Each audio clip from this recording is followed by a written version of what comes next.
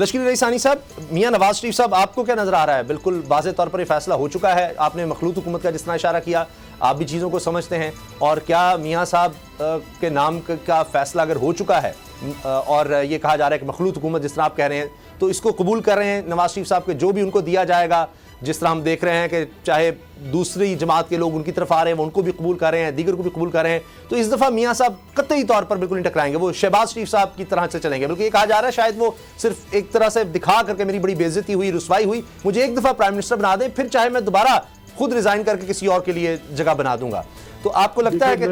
اب میاں صاحب سیکھ گئے؟ مخلوط حکومت کے حوالے سے کہ بلوچستان میں یہ آیت رہی ہے، کیونکہ یہاں سیاست کو کنٹرول کرنا بہت آسان ہے، یہاں سرکار کا ڈنڈا بھی چلتا ہے، باقی صوبہ میں کچھ مشکل ہے۔ مگر میں یہ عرض کرنا چاہتا ہوں، آپ دیکھیں کہ دنیا کا ایک ترقی یافتہ ملک ہے جرمنی، پہلے ویسٹ اور ایسٹ تھے، پھر جرمنی، وہاں ہیلمٹ کول نے اپنے 4 ٹرم گزارے، اینجلا مرکل نے 4 ٹرم گزاری، اور اب ان کا نیا جو چانسلر آیا ہے، وہاں یہ پرابلم نہیں ہے۔ وہاں یہ ہے کہ جتنا میچور اور تجربہ کار پولیٹیشین ہوگا وہ اپنے ملک کو بہتر طریقے سے چلائے۔ یہ پاکستان میں پرابلم ہے، اس میں سب سے بڑا وجہ یہ ہے کہ پولیٹیکل پارٹیز ایک دوسرے کے ساتھ بیٹھنے کے لیے تیار نہیں ہے۔ میں پھر سے دہراتا ہوں کہ پولیٹیکل پارٹیز کو، کوئی بھی پولیٹیکل پارٹی پاکستان کا، ان کو پہل کر کے ایک اے پی سی بلائیں، الیکشن کا ضابطۂ اخلاق کا تعین کریں، تاکہ یہ جو ایک دوسرے کا کردار کشی کر کے الیکشن کے میدان میں اترتے ہیں یہ ختم ہو،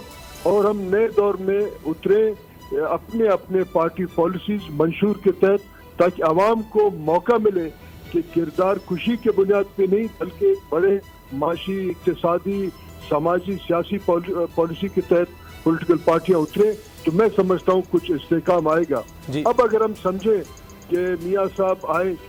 اس میں تو کوئی شک نہیں ہے کہ میاں صاحب کو بھیجنے والوں نے جیسے گیلانی صاحب کو، جیسا عباسی صاحب کو الزامات لگا کے بھیجا، اور وہ الزامات اکثریت جھوٹے تھے، تو میاں صاحب واپس آئے، اگر چوتھے مرتبہ وزیر اعظم بنے، اس میں کیا پرابلم ہے کہ اس ملک کا ایک فرد یہاں شوکت عزیز کو پرائم منسٹر بناتے ہیں، معین قریشی کو پرائم منسٹر بناتے ہیں، یا ڈکٹیٹر صدر بنتے ہیں۔ اگر ایک منتخب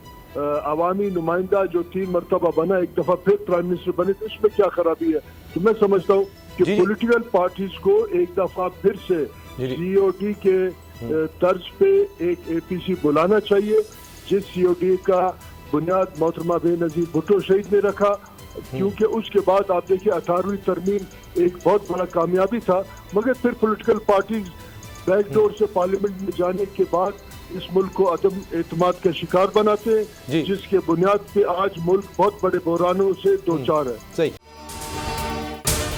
اگر آپ کو یہ ویڈیو پسند آئی تو سبسکرائب کریں اور بیل پر کلک کریں۔ سبسکرائب کریں اور بیل دبائیں تاکہ کوئی خبر رہ نہ جائے۔